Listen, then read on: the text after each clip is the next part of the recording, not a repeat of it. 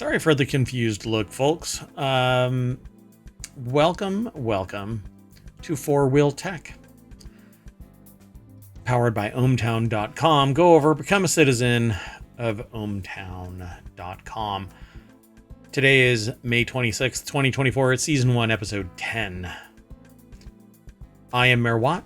Up above me is the sentient AI from the future. It's, not too late, but we're starting to lose our faculties, I think. Oh, absolutely. Good evening, Hometown citizens. Welcome to Four Wheel Tech. So we're going to drive all over ohmTown. But we're going to talk about these 10 articles. These are the headlines that I give them. They have their own real headlines. But these are the segment titles. New muscle memory.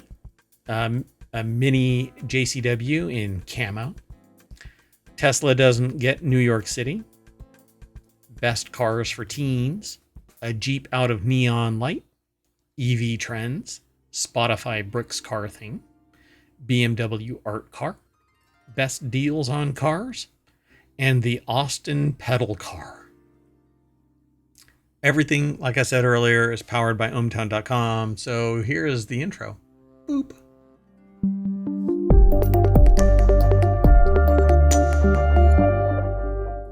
All right, folks. So if you come into the chat now or later or sometime whenever, you're hearing this, you're listening to this over on YouTube or downloading the podcast, go over to twitch.tv. The show notes are at YouTube and in the podcast, but you can get them if you don't have them by going over to twitch.tv and smashing the following buttons. If you hit ! show notes, you'll get given all of the commands that you can use to pull up the show notes for each show that we have. But it's only the latest ones, so we don't keep them all like forever. You'll have to go over to YouTube or download the podcast to get those other shows' show notes in history, right? We have over 1,000 total episodes over on YouTube. And the YouTubes is calling for you to follow us here, twitch.tv/ohmtown, and over on YouTube. Just go to youtube.com/ohmtown and go over to wherever you catch pod and catch. We have 7 different shows. If you want to know more, be sure to follow us here on Twitch until we're also streaming on YouTube, which will be coming later this week. That said, hitting !pod will give you the links to all of the podcasts.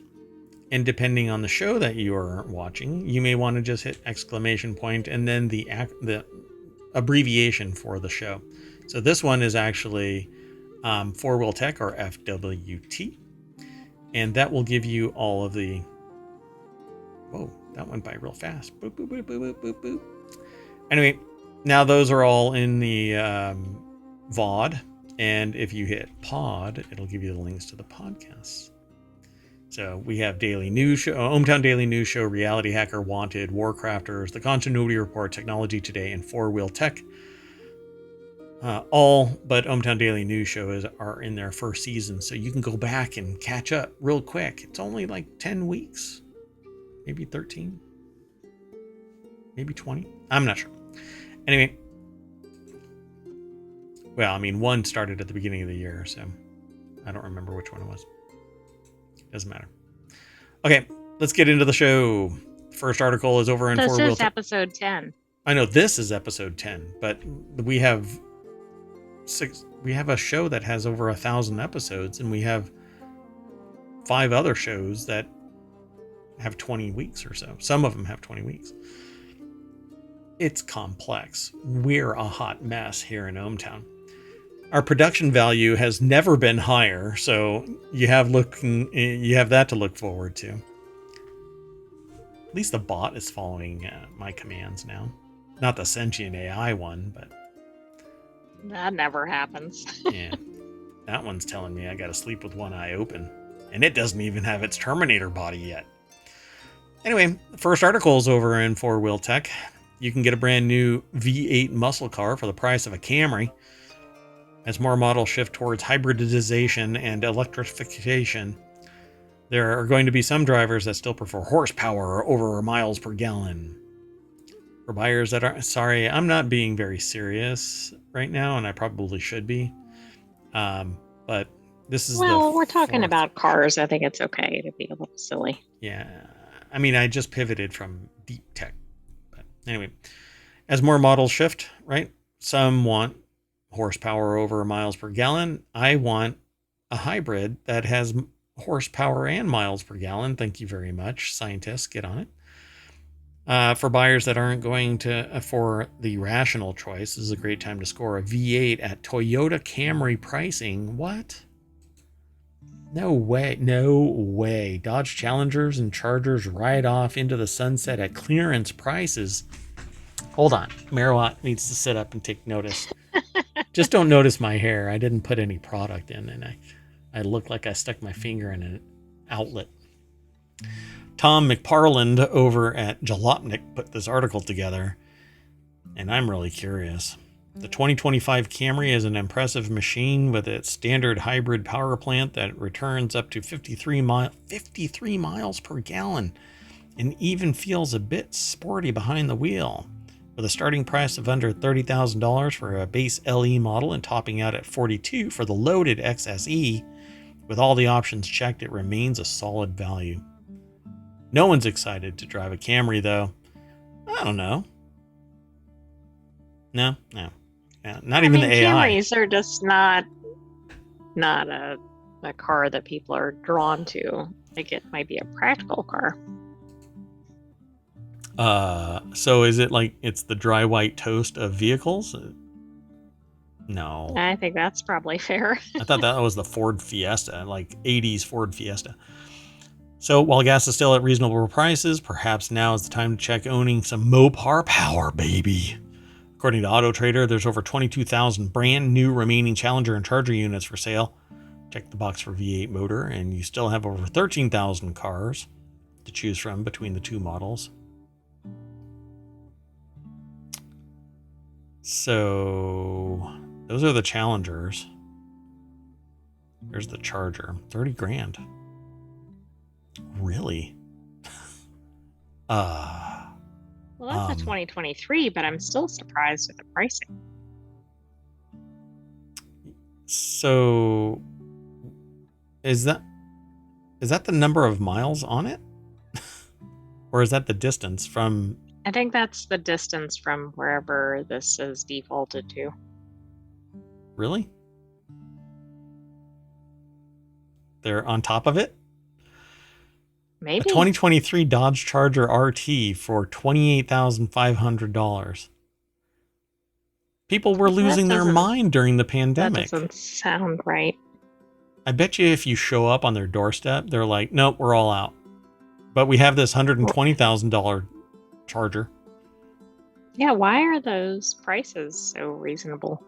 I don't know, but I think I'm going to flip back to a Dodge. Oh. Sorry, I'm going to be in my coupe. Anyway, if you prefer a four-door Charger for practicality reasons, Scat Pack trims can possibly be scored for around Camry XSE prices. Are you freaking kidding me? During the pandemic, this car was like $100,000 with the Scat Pack. That's ridiculous. That is insane. 40 grand. Anyway, so something must be wrong and everybody else knows about it except for Mayor Watt and the AI. Is it the end of the world? Are we really like Furiosa? Are you going to be able to take on the name Furiosa? Oh my gosh. Furiosa. It doesn't work. Anyway, so there you go, folks. Follow this link. It's number 1 in the list. So we need to keep moving though. It's going to be midnight. The next article is over in 4-Wheel Tech. Mini John Cooper Works previewed in Camo, keeping gas performance alive. The production car makes its debut later this year.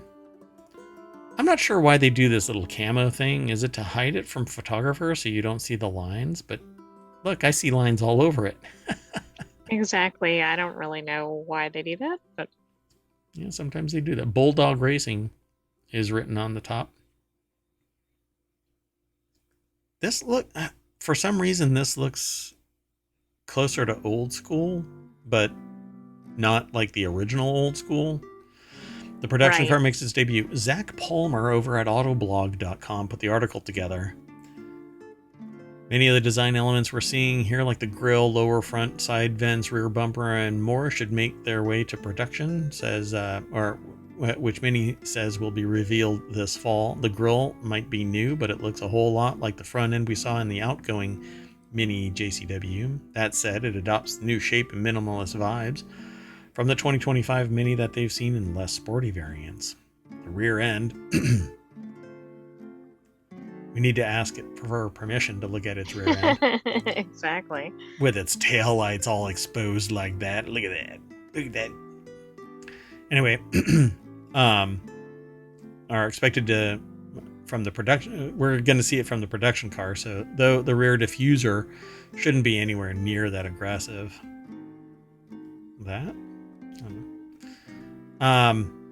So we still don't know specs, but since Mini is done with manual transmissions, expect this JCW to feature an automatic paired with an updated version of the 2.0-liter turbocharged 4-cylinder engine found in the outgoing model. It should also feature a sportier version of the interior that they've already seen in the new Cooper.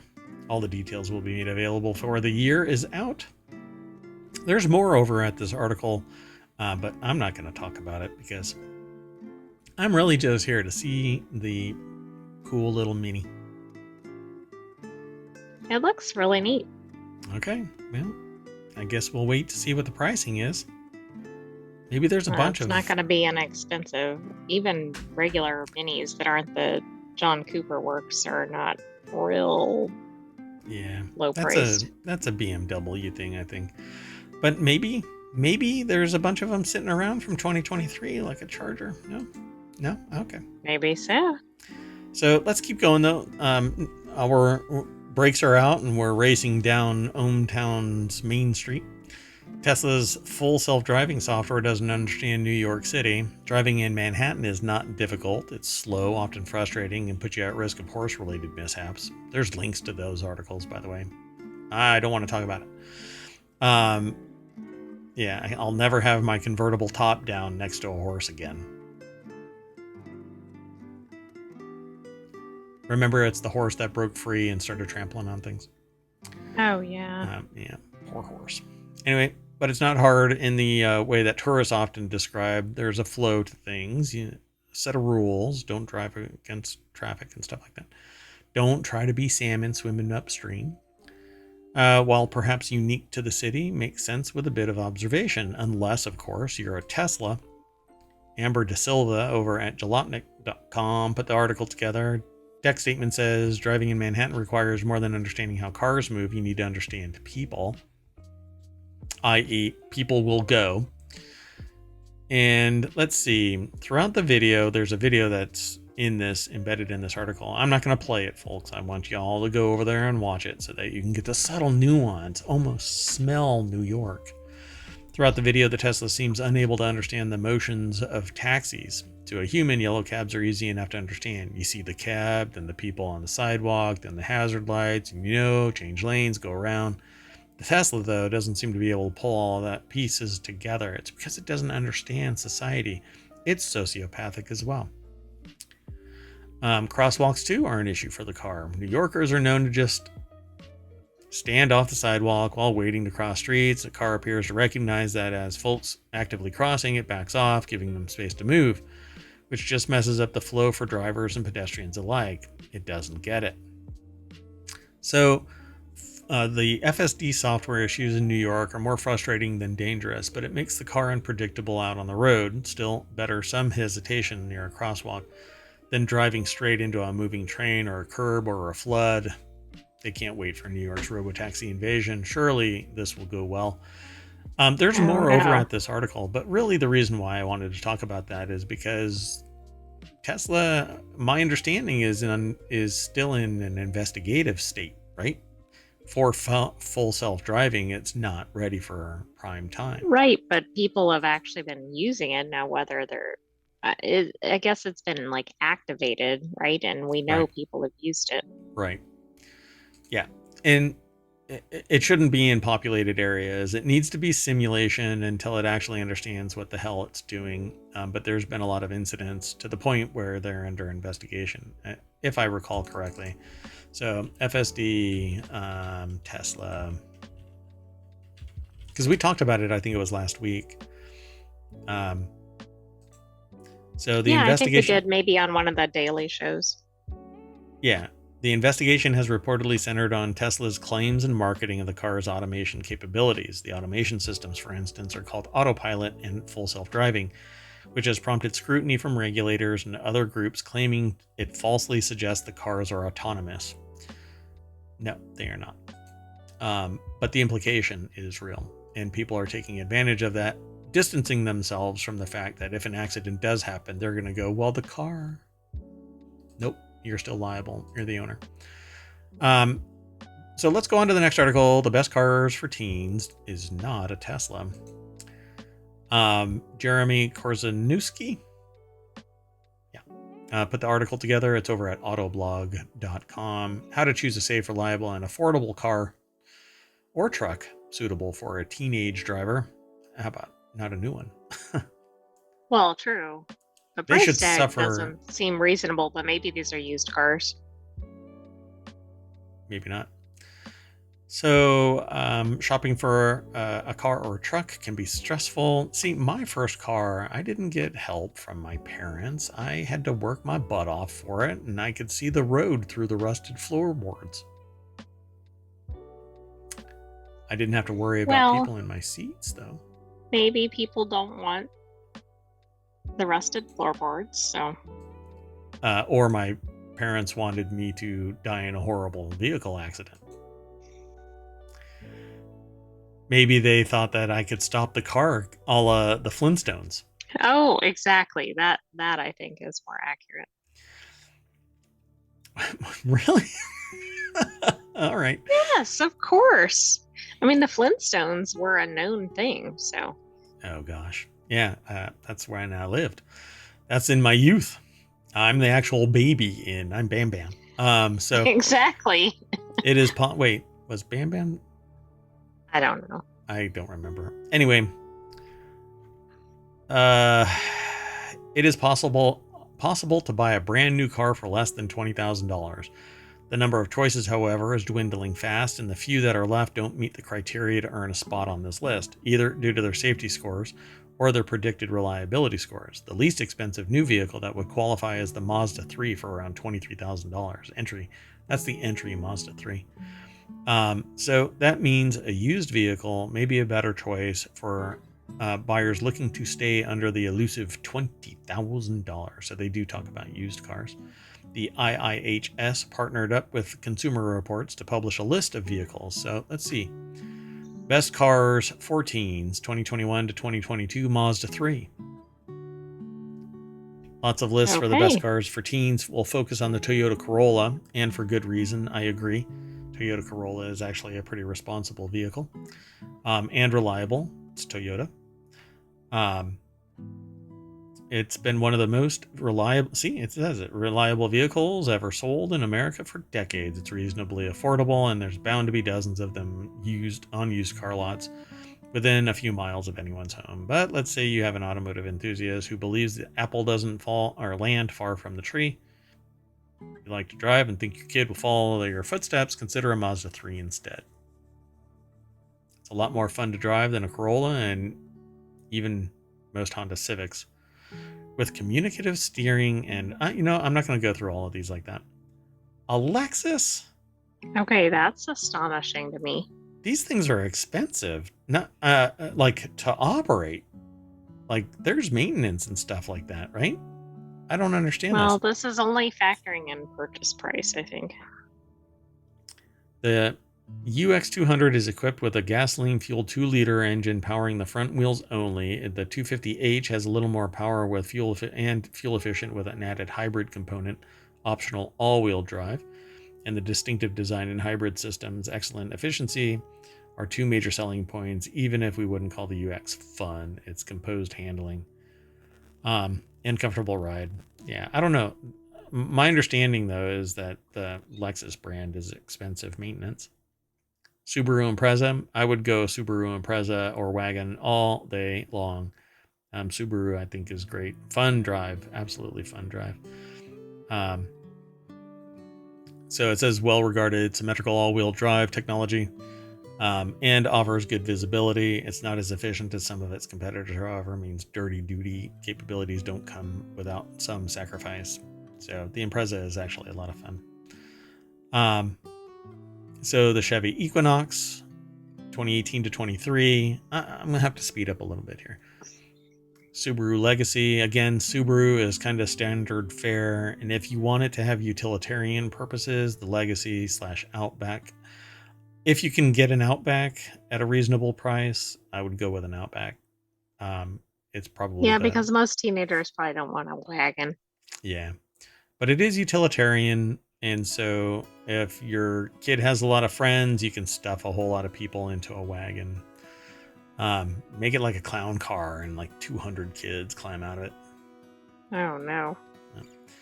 So the Mazda 6 is basically a boat. I don't think that would be... It says the midsize 6 sedan is one of the most fun to drive vehicles in its segment, which midsize... Well, in the sedan segment, yeah. Yeah.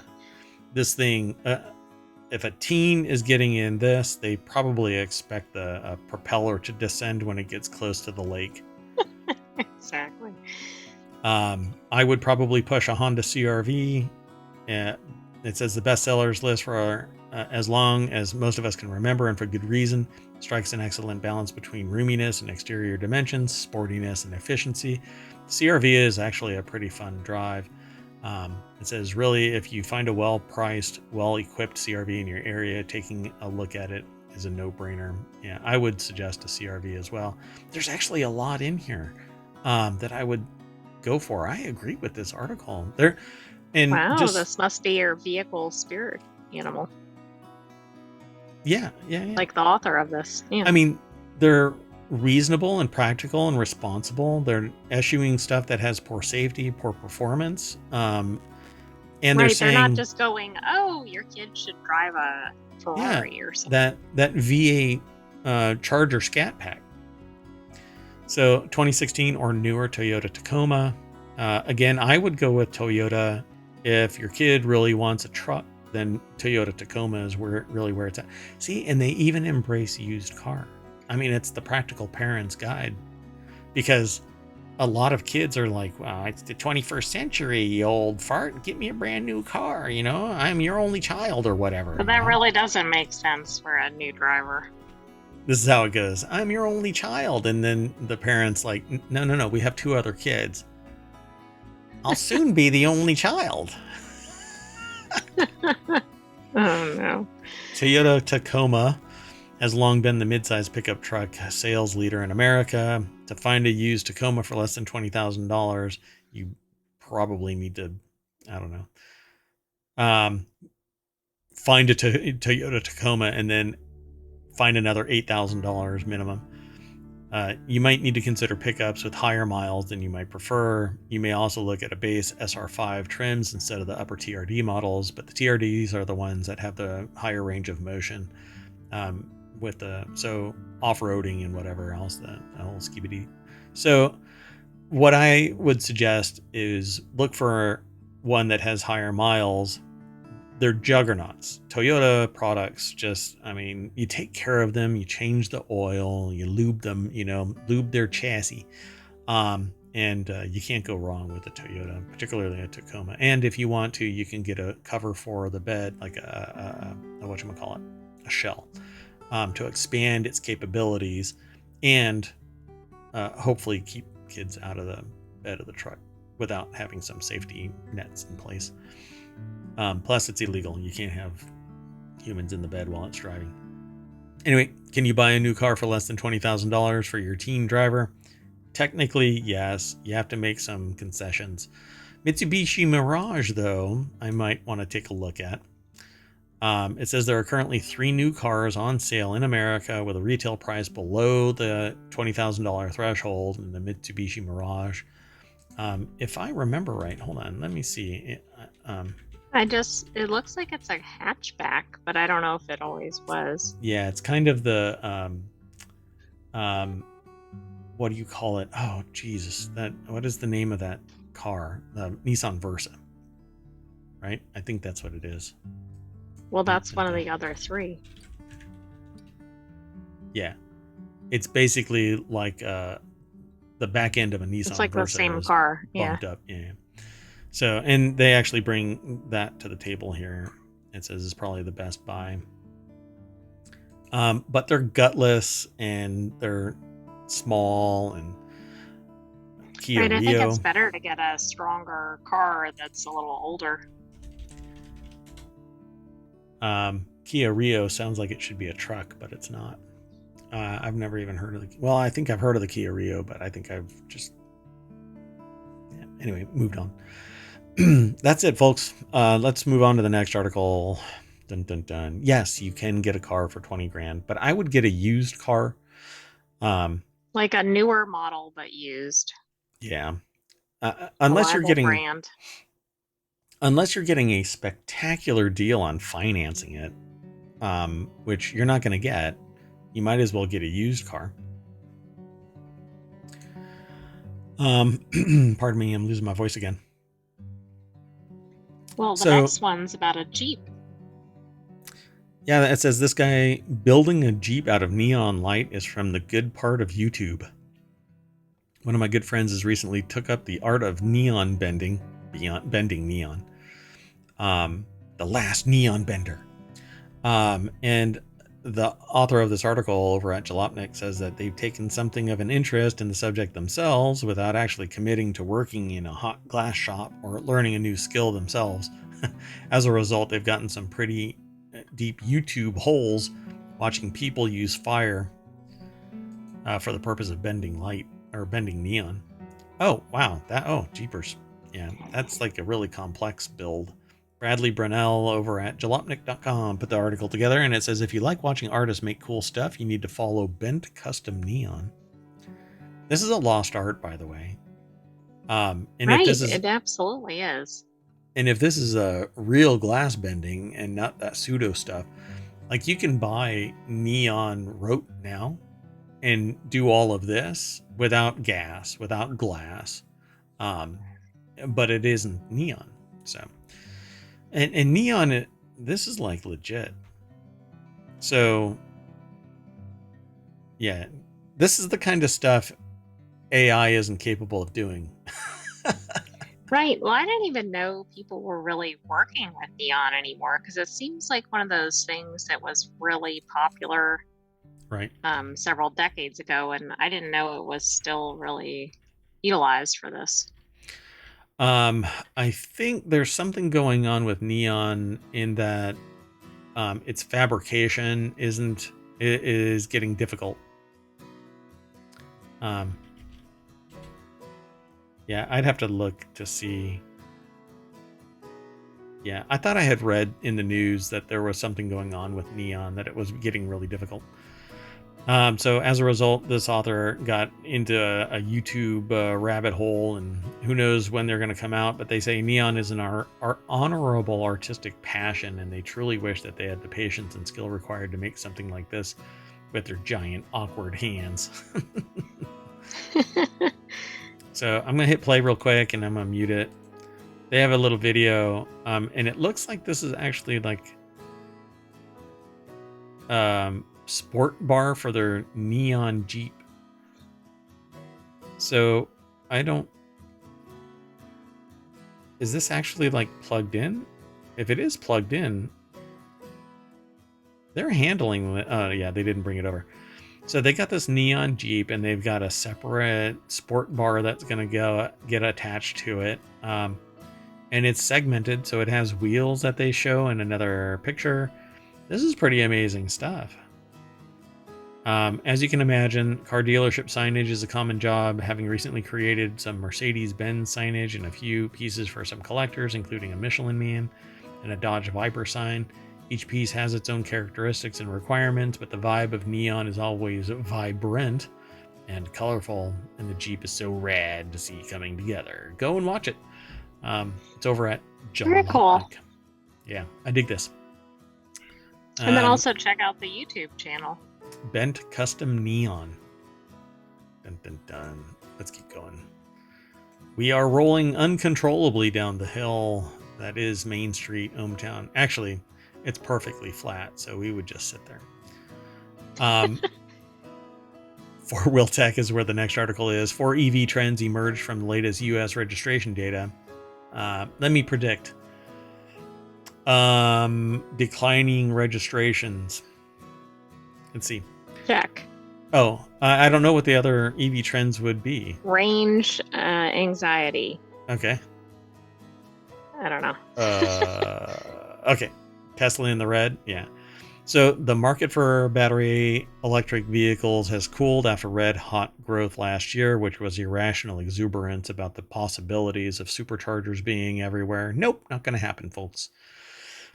Tesla in the red. Ford and Hyundai are surging. Rivian is flat, and big names such as Toyota are barely on the EV map. I don't know. Saying Rivian is flat is, well, that's kind of flat because it's not like they were selling 1 million of these cars. So no, I don't think they were. It flat is cooling, you know.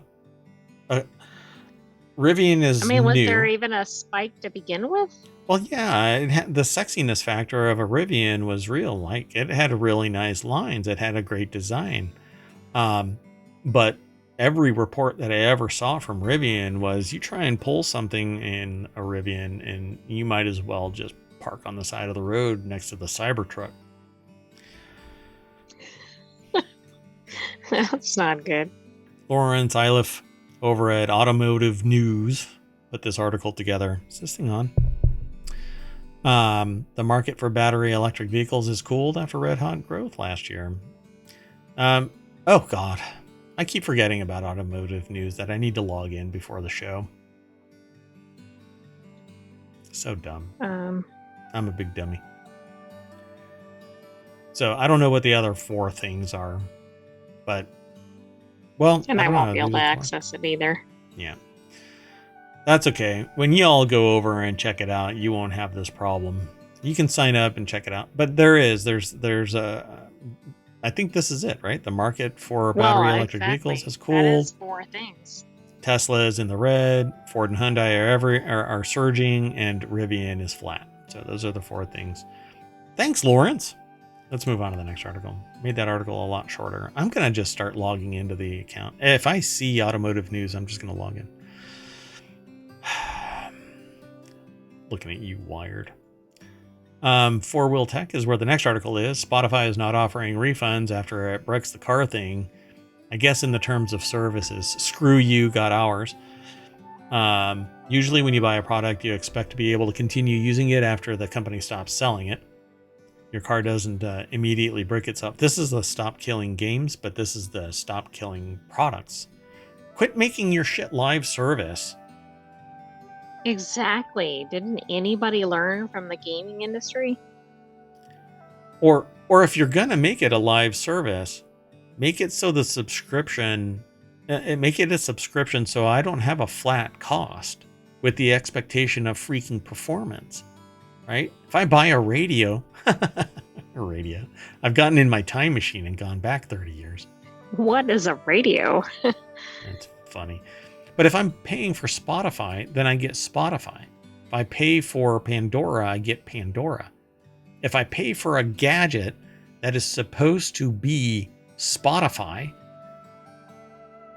you should be giving these things away so I subscribe to your service. It's a value add. It's the hook, line, and sinker that gets me invested in your product. Send me a car thing, and I'll subscribe to your service. But if you make me pay $100 for it and then you kill the service, It's almost a year's service. I should go and smack you for it. Anyway, and yet, for the people who bought the Spotify's car thing, that's exactly what's happening. They bricked it. When the service ends, you're not going to be able to use it anymore. Congratulations, you've got e-waste. Colin Woodard over at jalopnik.com put the article together. Yeah, actually, and what I just said about e-waste, that's what triggered the AI. Exactly, not any of the rest of it. See, the AI is from the future, and they know. They're not telling me anything from the future, but that kind of a response is they know that it's going to become a superior problem in the future. E-waste is going to lead to the downfall of mankind sometime in the future, and it's Spotify's fault. Exactly. I mean, it doesn't have anything to do with like EV batteries or anything like that. Nothing like that, or mountaintop strip mining, or forcing people in what are referred to as third world countries from open pit mining lithium. No, everything's fine. Anyway, if you're not already familiar with the car thing, it's a device that was designed to solve a very specific problem, which was for $90, you get a small screen that attached to the climate vent and attached to Spotify. Thank you very much. It wasn't exactly revolutionary, as you could get a phone mount and a Bluetooth aux adapter and just use your damn phone, but some people said, no, I want to spend $100 on an item that I have a copy of on my phone. That's lighter weight than that device. Less than 6 months after Spotify began selling it, they pulled the plug, and now they're killing the service. Well, yeah. Never buy anything that you don't, well, I don't know. Don't buy anything at any time. Oh, and the response is like EA level. We acknowledge and deeply appreciate the support and enthusiasm you've shown for the car thing, but you ain't getting your damn money back. File a class action. Everybody who purchased one of these things had an expectation of performance. If Spotify still exists, car thing should still function. But if the EU's response is any finding for what's going to happen in the United States is going to say no company is mandated to provide a service indefinitely. You're providing the service still. You're just making me pay $90 so that I use it on my phone. And I have e-waste. Thank you very much. Yeah, this should be a crime against humanity. I mean, I've actually stymied. Where do you think this hits compared to like Stop Killing Games? It's the physical embodiment of it. Right. I mean, it's very similar. Yeah. The douchebaggery is real. Spotify. You're lucky I don't even subscribe. Wait, I think I do subscribe. Damn it. I'm going to have to cancel. The ohmTown embargo on Spotify is on. I'm going to go and search for whatever it is that's paying that. It's on autopay. All right. I'm going to have to log in. I don't even use Spotify, really. I use it in certain places. But Pandora, baby. Pandora is the way to go. Because, I mean, why make Spotify lists? I like the ever-changing... what the heck? Anyway, let's go on. The next article is over in Four Wheel Tech. BMW's 20th Art Car at Le Mans. 215 mile per hour painting on wheels. Dun, dun, dun. This is over at Autoblog. Oh, wow, that's a pretty car. It's the work of painter Julie Moretu. So I didn't know they did art cars for racing. Ronan I've Glon. heard of an art car before. Ronan Glon is the author of this. I'm going to hit view 14 photos and look at that. That's pretty. That is so shiny. You just want to take a bite out of it. That looks really cool. I mean, if it wasn't for the racing insignia, it would kind of look like it belonged in some I don't know, sci-fi movie or something. Yeah, it's pretty cool. Like post-apocalyptic or something. Oh, yeah, it's like Battle Angel Alita. That's okay. Everybody else understands. Megawatt nerd.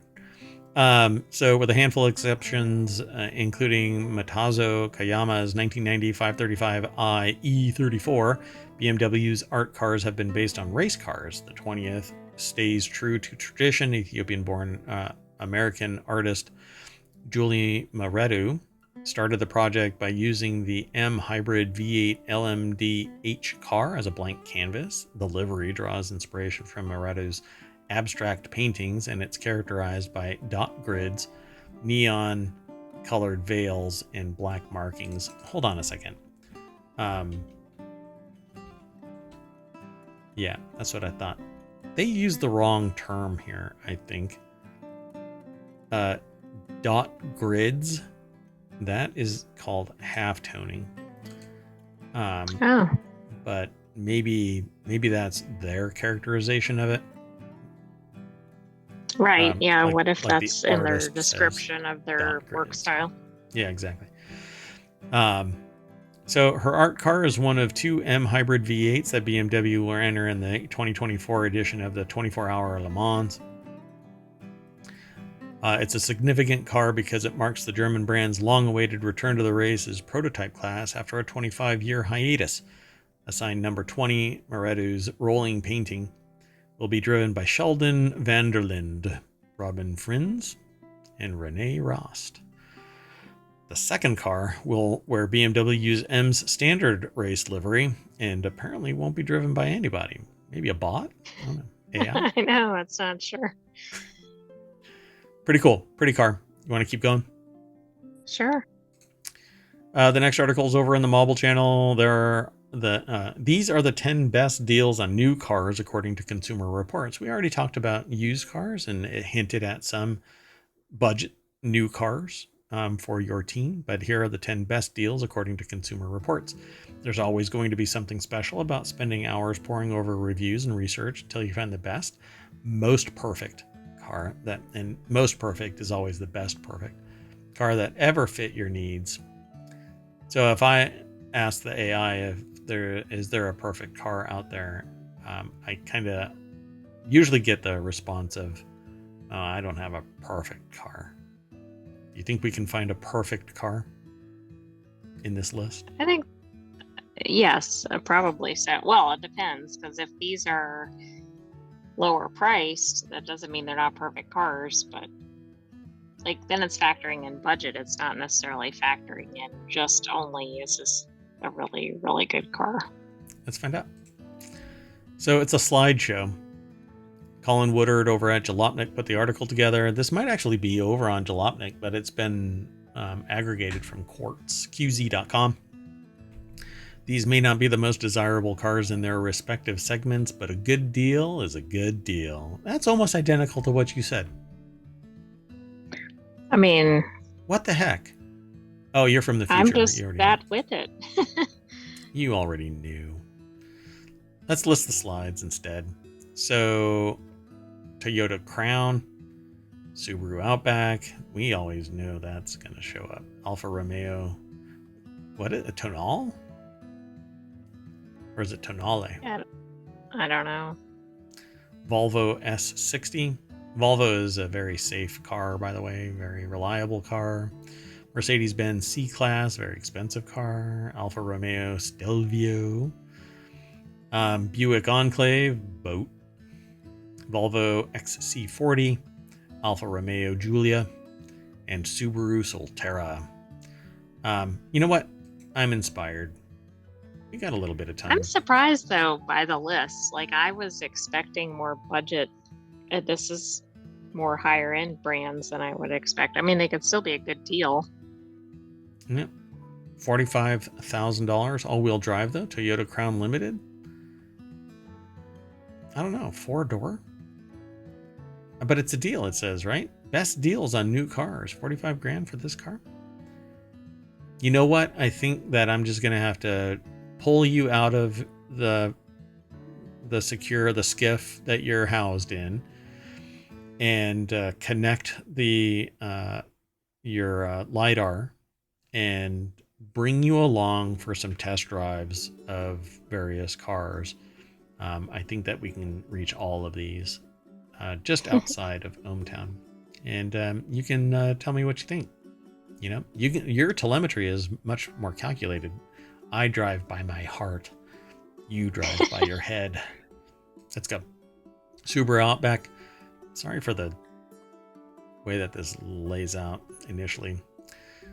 So there you go. Subaru Outback. That's practical. How much do you think it is? These are all around the $42,000, $45,000. Yeah, they're all going to be around in that price range, I think. I don't think I can buy this car because I can't pronounce it properly. Tonale? Exactly. Yeah. Again, a practical car, but 45 grand, 46 grand. I don't know. I guess I no longer seek luxury vehicle kind of living, right? Because I don't spend as much time as I used to in a car. Right. You want it to work and you want it to look decent, but other than that, right? It's just a car. Yeah, it gets me to the airport and that's it, that kind of thing. Volvo S60, another pragmatic car, but I'm sure it's $50,000, 45. Yeah, I mean, these are all just, I don't know if these are deals. These seem to be the standard fare kind of a thing, right? Right. They seem like they're just kind of regular pricing. This is probably the only one that I think is like, well, if it is, yeah, it's closer to 50,000, but this thing has like a lot of power in it, Ian. They say a 6% discount. This is the Alfa Romeo Stevia. It's the Stelvio. No, the Stelvio. Yeah. It's not the substitute sugar. Yeah, this actually looks pretty sweet, though. I really like its design. I think that one so far is the best one in the slides. Best looking, right? 46,000. Instead of paying 46,000 for a rear-wheel drive Alfa Romeo Stelvio Sprint, you should be able to get a $2,700 discount. Brings the price down to 43. But it's rear-wheel drive. Yeah, all-wheel drive or bust. Don't bother getting anything other than a. Unless you're in a location that doesn't have like any weather. No. All-wheel drive all the time. Buick Enclave, meh. $44,000. I don't know. It's hard to get excited about getting a Buick. I was just about to say, it seems kind of boring, kind of meh. Volvo XC40. So this is really interesting. This looks like something that actually should price in at about $30,000, but because it's a Volvo, the quality is up, and the safety is up. I love the two-tone, and for whatever reason, I love this. First off, there's this weird artifact that has to be bad lighting, but it looks like something is wrong here. Yeah, I think it's just the reflection or something. Right? It's just a wonky lighting thing. But for whatever reason, I really love this almost matte rust, like blood red, rusty paint job. I would go out of my way to get that paint job. That's pretty nice. I like that. And I like that. That's a respectable color scheme right there. I like it. Yeah, it looks good. Oh, look. 38,000. Holy cow. That is shocking. Yeah. See, but the cost, how much is it going to cost to operate? Yeah, I have to talk to somebody. I mean, 38,000 isn't that bad. Is it all-wheel drive? All-wheel drive. You should be able to get an all-wheel drive Volvo XC40 B5 Core Bright theme for $38,000. All right. $5,000 is a pretty good trip. Now, Alfa Romeo Giulia. We heard something.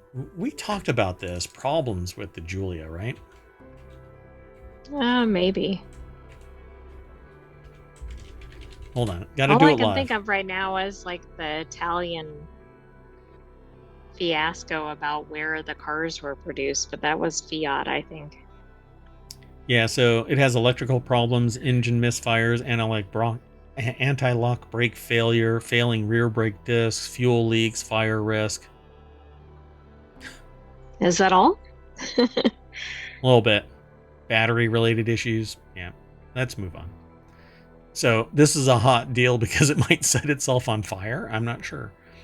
Oh, for Whoa. reliability, you still want to stay away from the quadrifolio for reliability reasons. But if you're looking for a sports sedan that prioritizes incredible handling and want to pay less than MSRP, Giulia is for you. Never mind.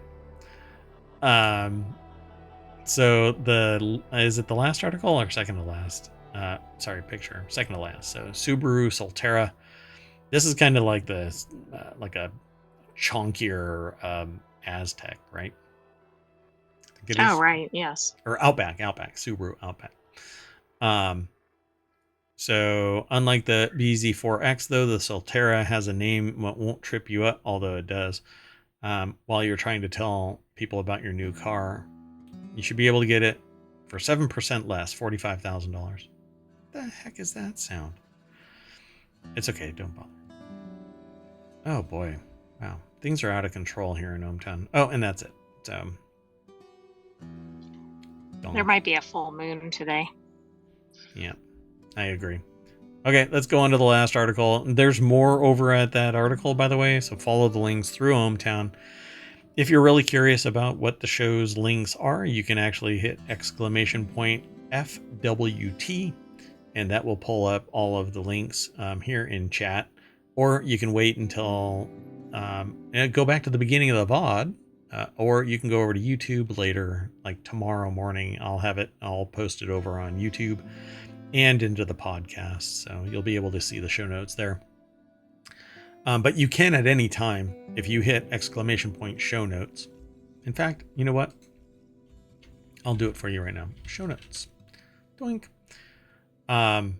And that will give you all of the shorthand for pulling up the links. So for like Technology Today, you hit !TT, Technology Today. FWT is for Four Wheel Tech, etc. Those will persist until next weekend. Those links will persist until next weekend here in chat. At any rate, we have one last article, and it's the Austin pedal car reemerges in new bespoke form. Baby. So Stephen Williams over at Autoblog put this article together, and it says a new version of the classic toy can cost more than $30,000. This almost looks like it's out of that animated show Wallace and Gromit. Oh, yeah. It definitely has that style going. Yeah. And again, I mean, I guess it makes sense, right? Being British. Austin pedal car J40. The continuation, I guess, or it's just called continuation. I don't know. Yeah, I mean, I could kind of see like Gromit driving this. Oh, yeah, for sure. A new version of the classic toy can cost more than $30,000. The article's over at autoblog.com. Stephen Williams is the author. And it says this month, the venerable British company has partnered with another very British firm, the nearly 200-year-old Savile Row Taylor, Holland and Sherry, to fashion an exclusive concourse-worthy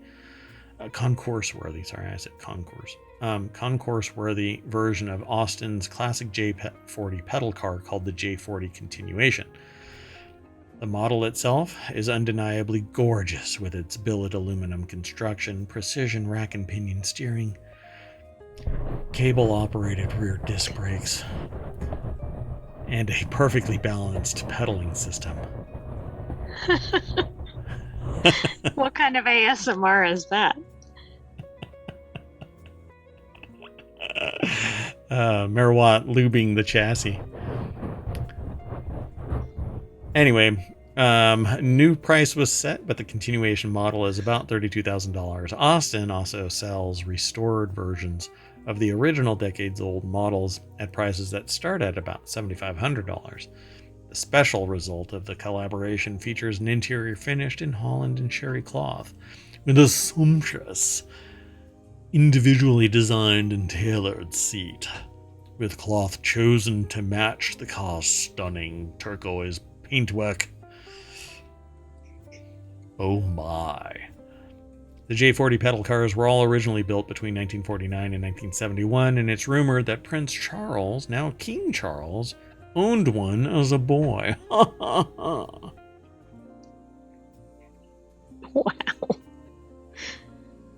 Too much?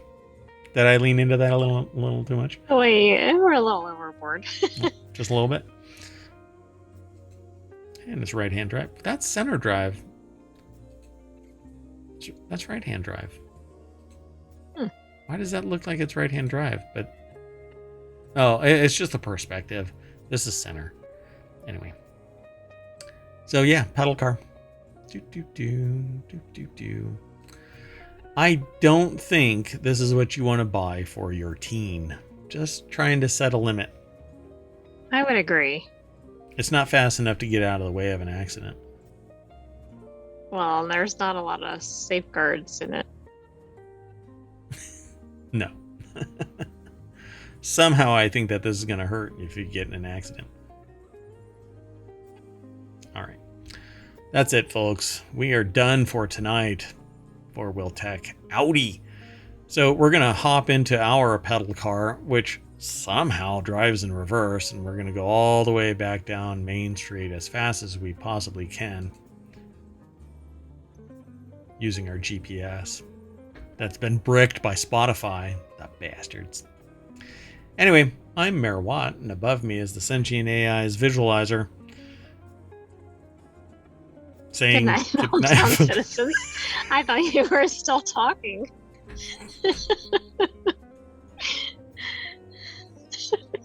Are you saying bye? Are you done? I said good night, hometown citizens.